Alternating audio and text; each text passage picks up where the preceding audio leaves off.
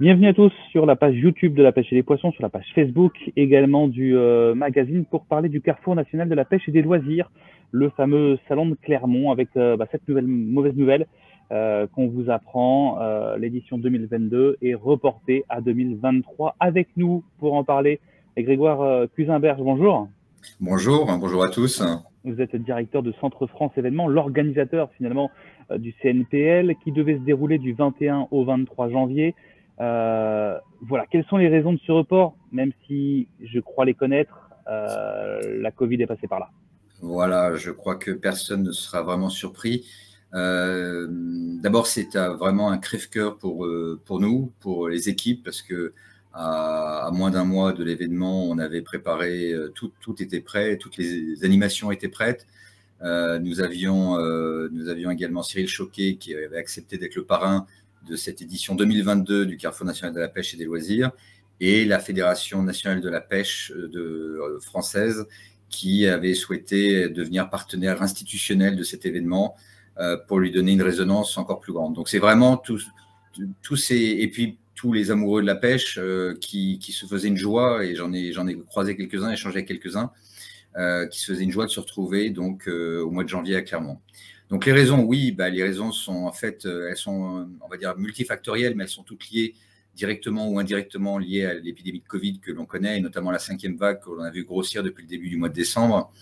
Tout d'abord parce qu'on a un certain nombre d'exposants qui nous ont fait part de l'interdiction de leur direction générale de participer à des salons, quels que soient les salons. D'ailleurs, ce n'est pas le CNPL qui visait en soi, c'est des mesures de précaution qui sont prises par des gouvernances d'entreprise. Donc ça, c'est le premier point. Le deuxième point, c'est que on a également un certain nombre de nos exposants, et je pense notamment dans le domaine du nautisme, qui n'auraient pas eu de matériel exposé du fait de la pénurie de matériel et de matières premières, et également des problèmes de transport internationaux. Et c'est vrai aussi pour certains fabricants de manufacturiers d'articles de pêche. Ensuite, ce qui est apparu enfin la semaine dernière, c'est que dans certaines équipes chez certaines entreprises, les équipes étaient décimées entre guillemets, qui empêchait finalement la préparation de leur venue de façon sereine sur le Carrefour national de la pêche. Et aussi, et ça personne ne le maîtrise, c'est les annonces que pourrait annoncer éventuellement le gouvernement à la rentrée, après les vacances de Noël. Et on ne voulait pas que nos partenaires, nos exposants, investissent des sommes dans la réalisation de leur stand, dans les dépenses de marketing, pour voir en plus une annulation qui ne serait pas de notre fait pour le coup, qui nous serait imposée et qui aurait pu les fragiliser. Donc, avec tous ces éléments, il nous a paru quand même très fragile de tenir le salon, même si, encore une fois, c'est pour nous une véritable blessure. Mais on préfère ménager d'une part nos partenaires, nos exposants, mais également on ne voulait pas faire un salon au rabais pour des visiteurs qui, en l'absence des grandes marques, se seraient peut-être en plus pas ou peu déplacés. Et donc pour les exposants qui auraient été là, ça aurait été peut-être aussi encore plus déceptif. Donc c'est la question que j'allais vous poser. Il y a eu peut-être des solutions envisagées, notamment d'organiser un salon un peu petit, mais vous avez déjà répondu finalement, c'était pas possible, c'était pas une bonne solution. Non, non, non. Et on souhaite que cet événement reste la grande fête de la pêche. Même si ça fait 2 éditions de suite, et c'est compliqué d'avoir 2 éditions annulées consécutivement, mais on préfère conserver le format tel qu'il existe, tel qu'il a existé jusqu'alors, d'avoir un événement qui soit d'envergure et qui soit un des événements de référence de la pêche en France. Que vous ont dit les exposants? Est-ce qu'ils ont compris cette décision? Vous me disiez que certains avaient un peu pris les devants, entre guillemets, de par les directives de leur direction. Mais voilà, ceux qui voulaient absolument venir, j'imagine que voilà, ils étaient déçus. Alors, ils étaient tristes, mais tous, sans exception, ont compris finalement la décision qui a été prise en responsabilité, pour toutes les raisons que j'ai invoquées tout à l'heure. à un moment donné, on est tous humbles face à cette épidémie qu'on ne maîtrise pas et des vagues successives qu'on ne maîtrise pas. Et encore une fois, si c'est pour faire un événement où les visiteurs sont dans des carcans de normes sécuritaires qui sont en plus, qui pourraient être drastiquement renforcées, on ne sait pas, peut-être pas, on l'espère pas.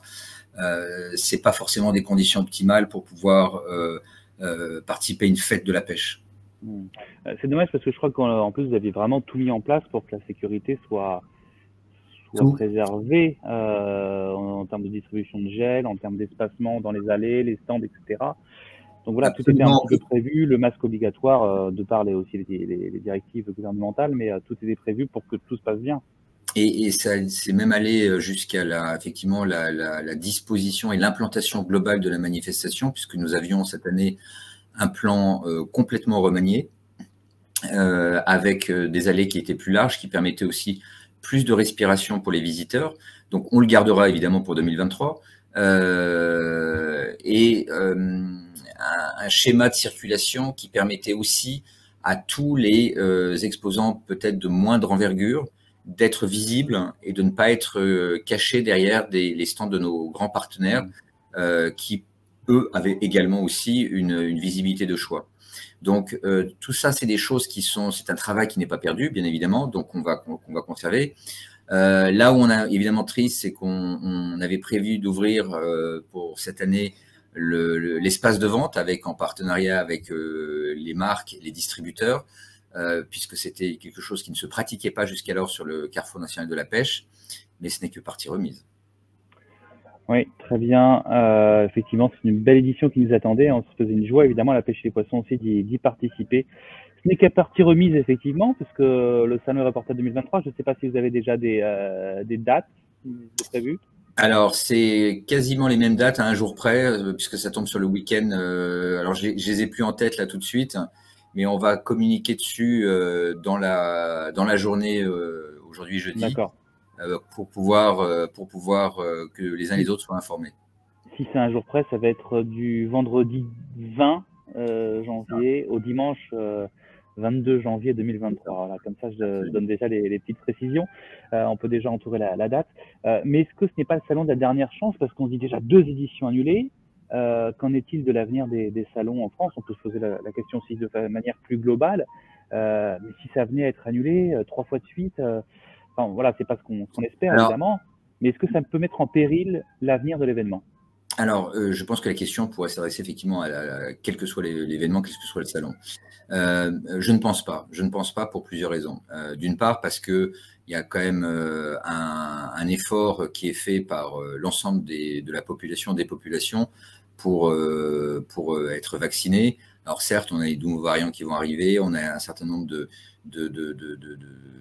nouveaux défis quelque part qui sont devant nous, mais on voit bien qu'aujourd'hui, la maîtrise sanitaire n'est pas du tout la même que celle d'il y a un an. Des efforts incroyables ont été faits.